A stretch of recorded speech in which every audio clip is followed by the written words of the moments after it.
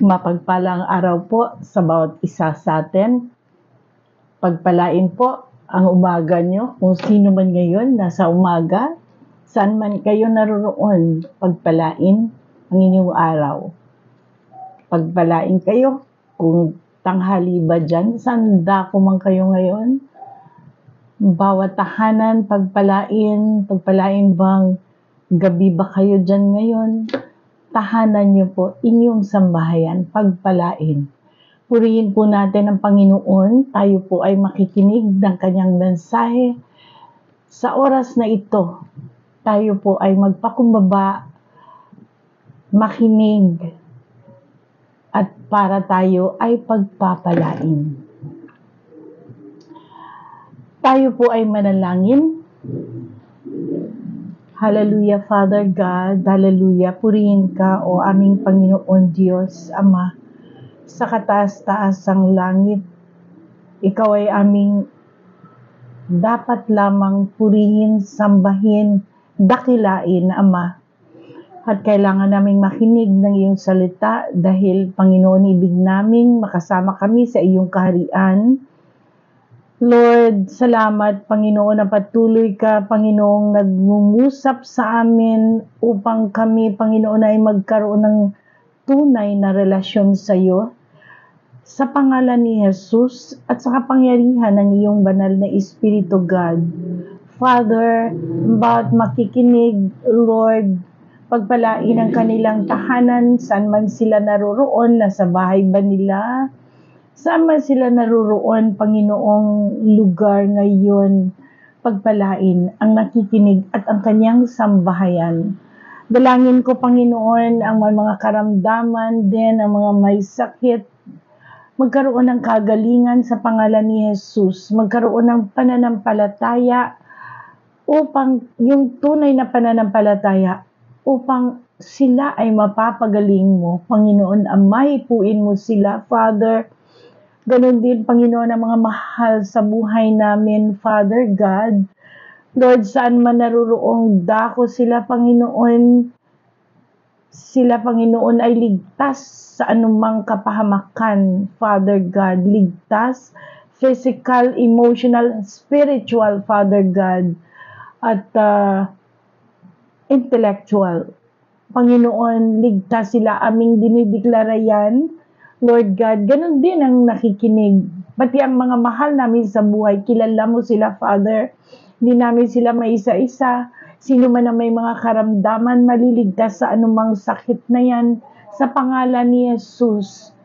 Sa pangalan ni Jesus. Ito aming dalangin, God.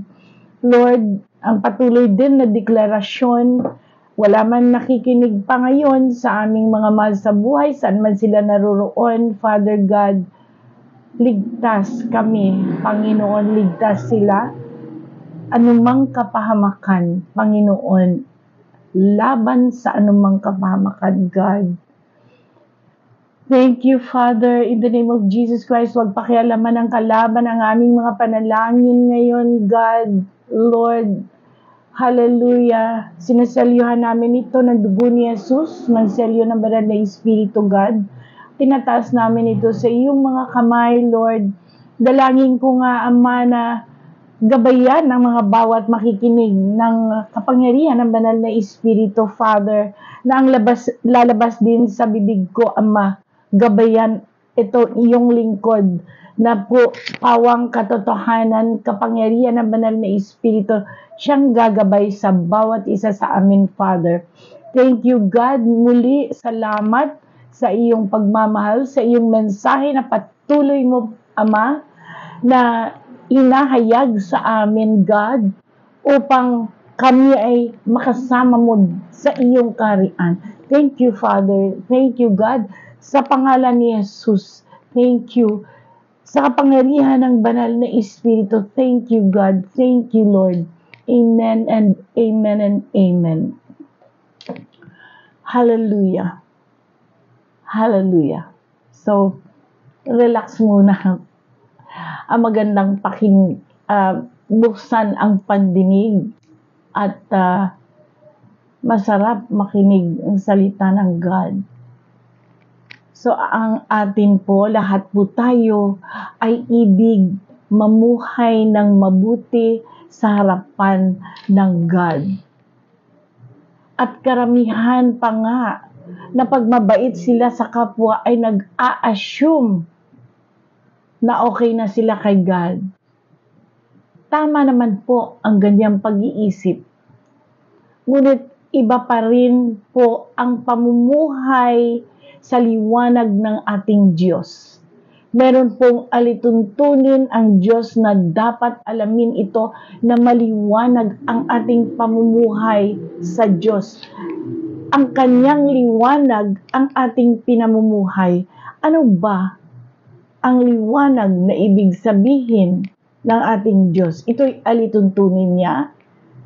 Yung relasyon sa Kanya, yun ang uri ng pamumuhay sa liwanag ng Diyos. Atin pong tema, ano ang uri ng pamumuhay sa liwanag ng Diyos? Atin pong teksto, text natin, New International Version, 1 John chapter 1 verse 7. But if we walk in the light, as He is in the light, we have fellowship with one another. And the blood of Jesus, His Son, purifies us from all sin. So sa Tagalog, unang Juan chapter 1 verse 7, ngunit kung tayo'y nagsisilakad sa liwanag na gaya niyang nasa liwanag, ay may pakikisama tayo sa isa't isa. At nilinis tayo ng dugo ni Jesus na kanyang anak sa lahat ng kasalanan natin. So, kailangan po talaga natin, kung ibig natin may relasyon tayo kay God, ang namumuhay po sa liwanag ni Lord ay relasyon ito sa Kanya. So, ang sabi nga, kung tayo'y nagsisilakad sa liwanag, ibig sabihin, kung namumuhay tayo sa liwanag, na gaya niyang nasa liwanag, gaya ni Jesus Christ, ay may pakikisama tayo sa isa't isa. Ibig sabihin, kasi di ba marami na ngayong hindi nagkakasundo, hindi nagkakaayos, hindi maayos sa loob lamang ng tahanan, sa loob ng pamilya, hindi maayos sa mga relasyon. Pero kung tayo ay namumuhay sa liwanag, sabi nga, nalilinis ay ng dugo ni Jesus na kanyang anak sa lahat ng kasalanan natin. So paano? Saan po tayo magsisimula para tayo mamuhay sa liwanag ng Diyos? Ulitin ko po na ang pamumuhay sa liwanag ng God ay relasyon sa Kanya. Paano? Kailangan tayo'y magpasakop sa Kanyang alituntunin, sa Kanya bilang ating Ama na may likha sa atin, na ang buhay niya hawak natin, hawak ng God ang buhay natin, na siya lang ang nakakaalam kung hanggang kailan ang ating buhay dito sa lupa. Hindi natin alam. Gustuhin man natin minsan na humaba pa buhay natin, pero kung ganun na lang kaiksi ang buhay natin dito, ang bawat isa sa atin may kanya-kanyang panahon kay God dito sa lupa. Ako nga, ang prayer ko, Lord, gusto ko pang tumagal na hindi ako mabebedridden. Panalangin ko po yun. Dahil siya ang may nakakaalam, may hawak ng buhay sa atin. Kaya nga, kung tayo ay marelasyon sa Kanya, maririnig niya ang ating mga sinasabi. At magkakaroon siya talaga ng pakikinig at binibigyan niya talaga ng pagtugon ang panalangin ng may mananampalataya, may tunay na pananampalataya sa Kanya na namumuhay sa liwanag. So, saan po tayo magsisimula para mamuhay sa liwanag ng Diyos? Unang-una, ito po ay yung talagang Wala pa sa liwanag ng God. Meron namang marami naman na nag-attend ng church, nakikinig. Pero ito po, saan tayo magsisimula? Number 1, ito yung sagot.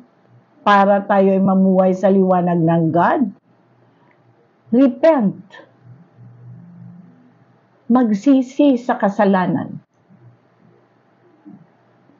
Ang banal na espiritu po, ang ating spirit, kasi ang tao ay nilikha ng may 3 kaparte. May spirit, katawan natin, ito yung laman, at ang kaluluwa. Ang kaluluwa po natin, yan ang nakikinig sa spirit o sa laman o nagdedesisyon. Anong susundin niya? Spirit ba o laman? Ang laman po natin ang naghihila sa atin o nag-uudyok sa atin sa kasalanan. Ang spirit po natin ang nag-uudyok para kay God. Kaya ang mga salita dito ni Lord, ang mga utos niya, at pag napapakinggan ang spirit po natin, ang ibig makinig. Pero ang kaluluwa natin ang magdidesisyon kung susundin niya ang pinakikinggan ng ating spirit. Dahil ang kaluluwa natin nagdidesisyon. Ano ang i-decide niya? Laman o na naghihila sa atin o nag-uudyok sa kasalanan? O spirit na nag-uudyok sa atin kay God? Kaya nga, kailangan makinig tayong mabuti sa salita ng God at sundin natin ang kanyang mga salita. Magsisi. Ano ang susundin ng kaluluwa mo? Sabi, magsisi sa kasalanan. Ang spirit po natin ang magsasalita sa atin na kung ano ang kasalanan natin. At ang Holy Spirit, ang banal na espiritu, ang siyang nangungusap sa atin, sa spirit natin. Repent, magsisi sa kasalanan. Ang Spirit, ang Holy Spirit ang magsasalita sa ating spirit na ito yung mga kasalanan mo. Ang kaluluwa po natin, yan po yung ating damdamin, ang ating puso at ang ating isip. Yan po ang kaluluwa. Ano ba iniisip mo? Ano ang nasa mind mo?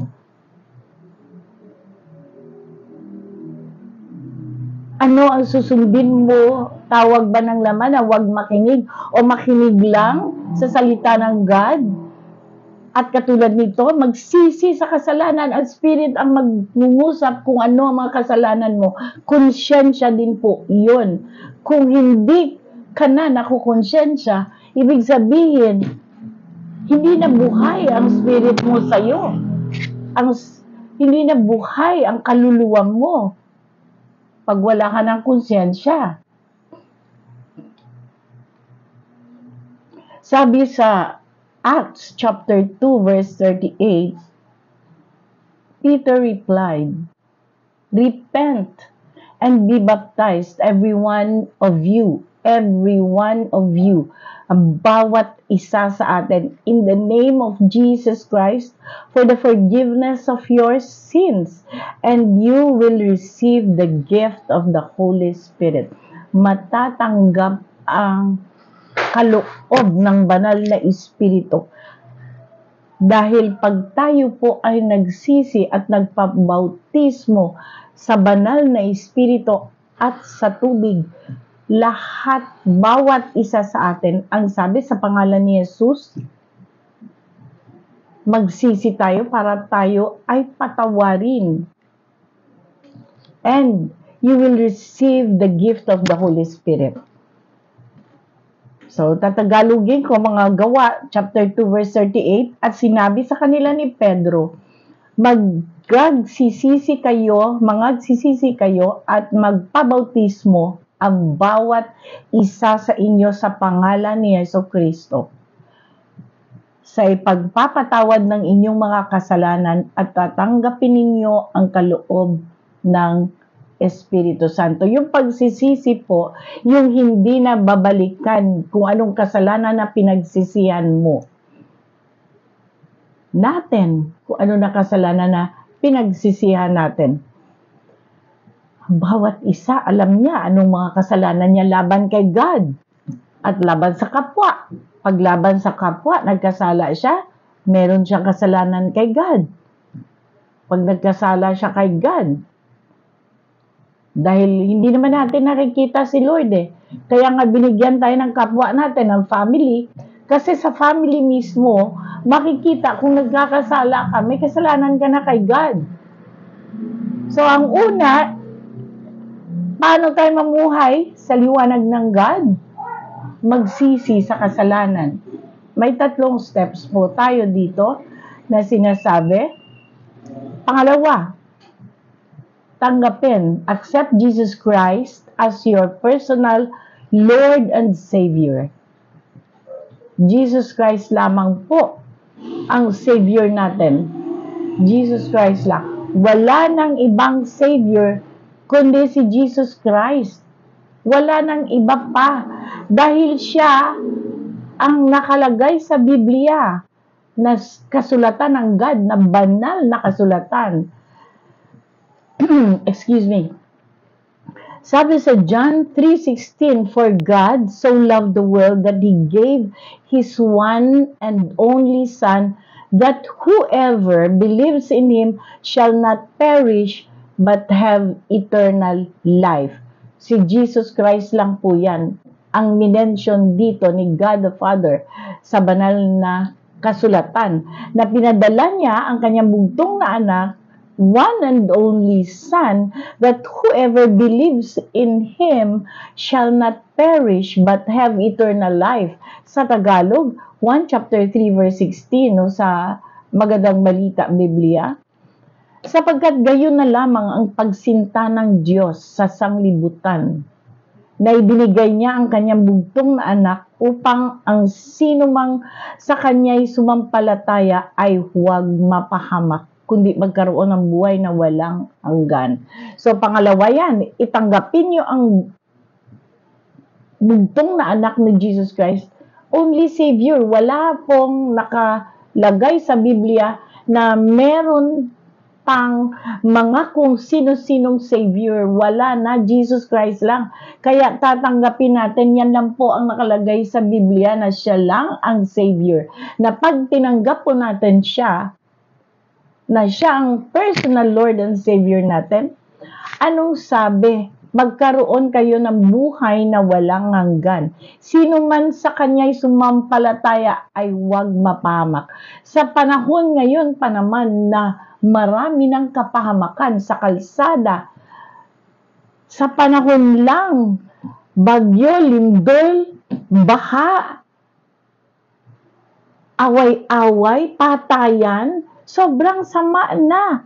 Pero para po tayo mailigtas doon, mailayo, anong sabi? Sino man sa kanya'y sumampalataya kay Jesus Christ ay huwag mapahamak, kundi magkaroon ng buhay na walang hanggan. Ang buhay na walang hanggan po, hindi lang yun dito sa lupa, kundi doon din sa buhay na walang hanggan, sa kaharian ng God. Na pag talagang masagana na ang buhay mo dito, na layo ka na sa anumang kapahamakan, isa na nga yung sakit na maagang kamatayan dahil sa sakit. Samantalang, opo, nagkakasakit po tayo pag bago tayo talaga ang ating buhay ay matatapos na dito. Iyan lang ang paraan para talagang matatapos na ang buhay natin dito. Hindi sa mga aksidente. Kaya bibigyan tayo ng buhay na walang hanggan. Pagtapos na ang buhay natin dito, bibigyan tayo ng masaganang buhay pag tayo sumunod sa kautusan ng God, sa kanyang batas, sa kanyang alituntunin, mga rules. At magkakaroon tayo ng buhay na walang hanggan sa kanyang kalangitan, sa kanyang kaharian. Kasi meron pang isang kaharian, ang dagat-dagatang apoy. At ang naghahari doon, alam nyo na. Ang naghahari sa dagat-dagatang apoy. Alam nyo kung sino. Kaya, lagi po nating iisipin, marami po ang nag-iisip na talaga sa langit siya pupunta, ang bait-bait niya. Opo, maraming mabait. Pero, sa kapwa. Pero po, isa ito kasi na paraan. Dahil bakit? Tayo po ay pinanganak dito na meron ng kasalanan. Sumpa, galing pa sa mga ninuno, galing pa yan sa kay Adan at kay Eva na hindi sila nakahingi ng tawad. Kaya nga itong hinihingi lang ng God is manghingi ng tawad, magsisi ng kasalanan. Pangatlo, sumunod sa mga utos ni Jesus. Paano? Nasa Biblia po ang mga kautusan ng God. Kaya nga kailangan babasahin ang Biblia o makinig sa mga preachings ng mga preachers na ang pinipreach si Jesus Christ lamang ang Savior, na merong nagpasakop siya sa Ama na manlilikha ng langit at ng lupa at ng sangkatauhan. Nagpasakop siya sa kanyang Ama at siya ay nag-save sa kasalanan ng sanlibutan na siya walang kasalanan. Kaya kailangan, sinabi din sa Biblia na sundin ang kanyang mga instructions. Si Jesus Christ po ay merong mga utos, 55 ka-utos sa Biblia, pero ito ang pinaka. John chapter 8 verse 12.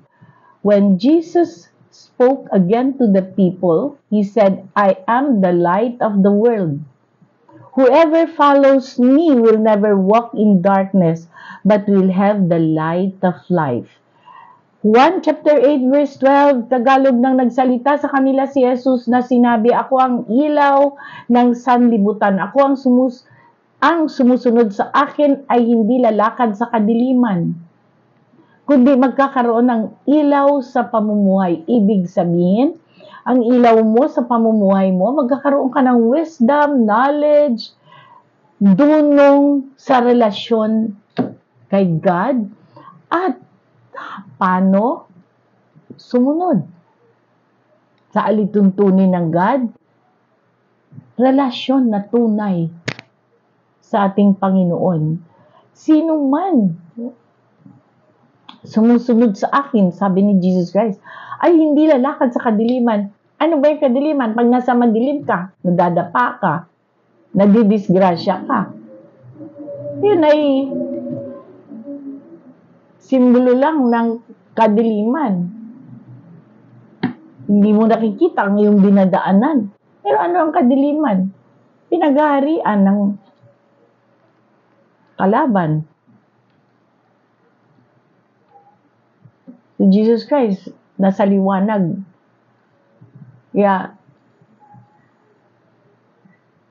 magkakaroon ng ilaw sa pamumuhay.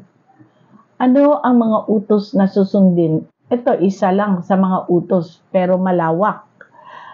No, sabi sa Mark chapter 12, verses 28 hanggang 31, one of the teachers of the law came and heard them debating. So, isa sa mga teacher nung panahon pa ni Jesus Christ, nung bumabasa dito, na siya ay talagang nagpipreach na, isa sa mga teacher, sabi, ng batas, sinabing batas, yun yung sa Old Testament, came and heard them debating, nagdidebate, noticing that Jesus had given them a good answer. He asked him of all the commandments, sa lahat na mga utos, which is the most important? Sa lahat daw ng mga utos, the most important one, Jesus answered, is this: Hear, O Israel, the Lord our God, the Lord is one. Ito, love the Lord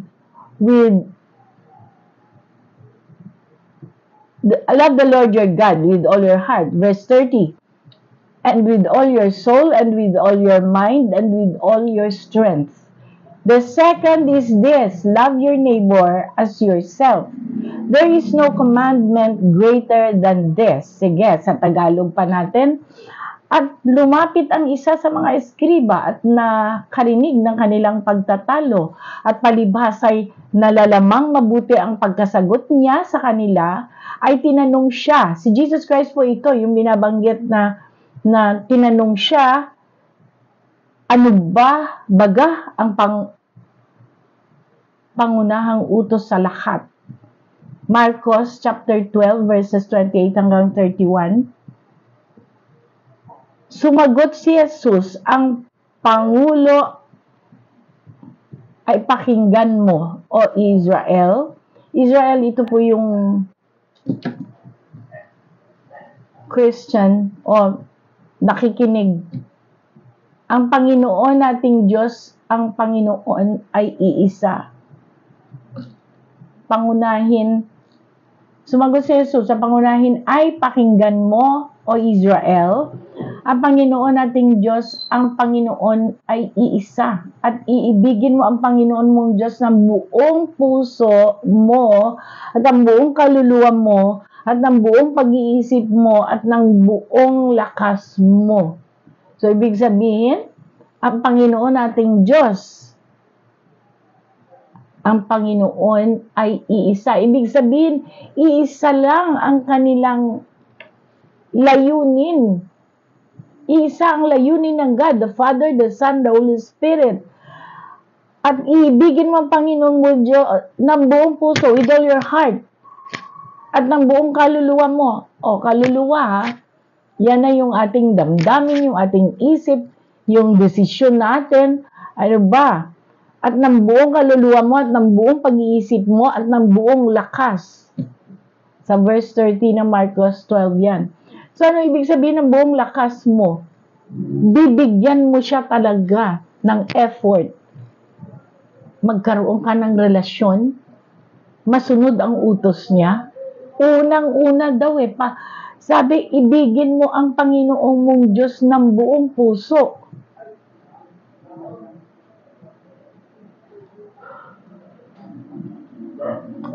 Buong kaluluwa mo, sabi.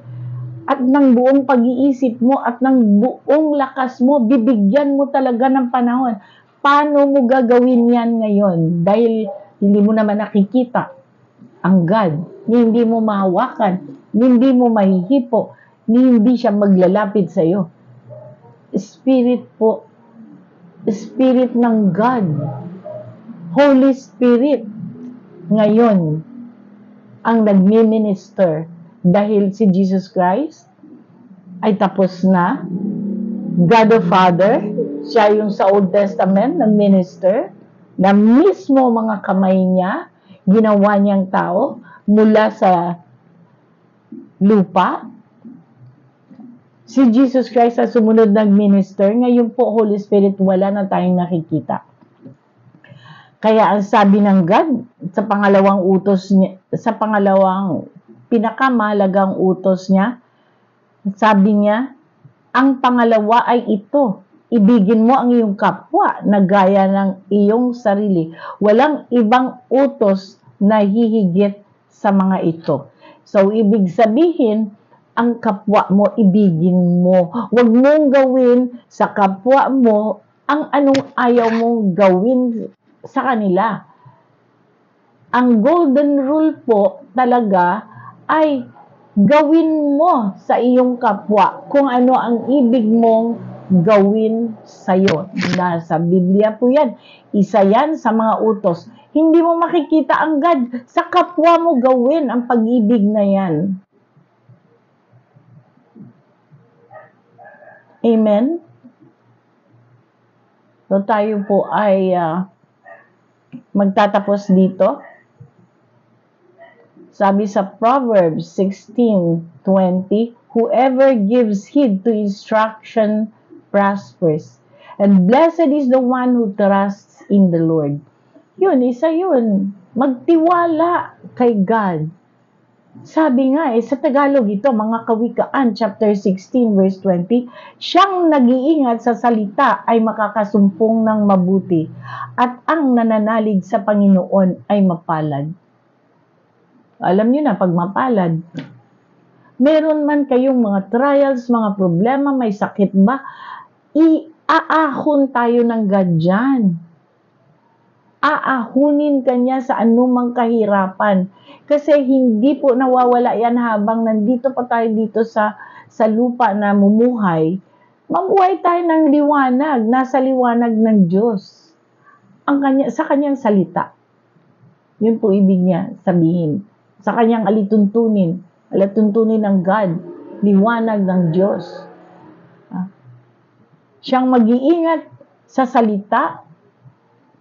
Ito po, mga sinishare ko lahat sa inyo. Galing po sa Biblia. Basahin niyo po yan. Anong ibig sabihin siyang mag-iingat? Pagbulay-bulayang mabuti, yan yung buong puso mo, buong lakas mo. Pagbulay-bulayan mo, ano ba ang mga sinasabi ng God? Pagbulay-bulayan mo, alamin mo at sundin. Yan ang namumuhay sa liwanag. Anong sabi? Makakasumpong ng mabuti. Ibig sabihin, may sakit ka man, naghihirap ka financial, wala ka nga nabuhay, may problema kayo sa family relasyon, aayusin at aayusin ni God. Hahanguin ka niya dyan. Basta sumunod ka. Mga pinakikinggan mo at babasahin mo sa Biblia, sa banal na kasulatan. So, anong gagawin natin? Sabi sa James chapter 1 verse 22, do not merely listen to the word and so deceive yourselves. Do what it says. Santiago chapter 1 verse 22, datapwat maging tagatupad kayo ng salita at huwag tagapakinig lamang na inyong dinadaya ang inyong sarili. So, dalawa pa, kailangan yung makinig at sumunod. Makinig, pagbulay-bulayan, sundin. So, dito po tayo nagtatapos. Tayo po ay manalangin. Lord, thank you, Father God, sa iyong mga salita. Lord, thank you. Aming Ama, salamat. Banal na Espiritu, sa pangalan ni Jesus, salamat God. Lord, you're our Savior and Lord Jesus Christ. Thank you. Thank you, Father God. Thank you, Holy Spirit. At aking dalangin na patuloy, Panginoon, ang pagpapala sa mga nakikinig at susunod. At magkakasumpong sila, Panginoon, ng kaginhawaan sa buhay. Hahango sila sa anumang trials, Panginoon, sa pangalan ni Jesus, sa kapangyarihan ng banal na Espiritu. Thank you, Father God. Thank you, Lord, sa safety, protection na iyong binibigay. Salamat, Ama. Lord, pinupuri ka namin, sinasamba ka namin, pinapasalamatan ka namin. Aming hangad, Father God, at hangad ng iyong lingkod, na sa dami ng tinawag mo, Panginoon, iilan, kasama kami sa ilang pipiliin, Lord God, at aming dalangin na lahat, lalo na aming mga mahal sa buhay, ay talaga, Panginoong, makasumpong ng liwanag sa buhay. Lord, liwanag mo, Panginoon, sa aming buhay, sa aming pamumuhay, ay kailangan na sa liwanag ang aming lakad. Thank you, Lord. Thank you, God. Thank you, Lord Jesus. Thank you. Protection, Panginoon, ng iyong dugo. Kailangan namin, Panginoon, buhusan mo kami ng iyong dugo. Protected kami laban sa anuman, Panginoon, ng kapahamakan. At aming full armor, may isuot namin. Ganun din ang aming mga mahal sa buhay, God. Thank you, Lord. Hallelujah. At dalangin ko rin ang may mga karamdaman, may mga sakit, Panginoon, na sa mga kamag-anak na mga may nakikinig, Lord God, magkaroon sila, Panginoon, ng kagalingan, lubos na kagalingan sa pangalan ni Jesus, God. Akin itong itinataas, Lord. Salamat, Father. Thank you, God. In Jesus' name, amen and amen and amen. Thank you, Lord.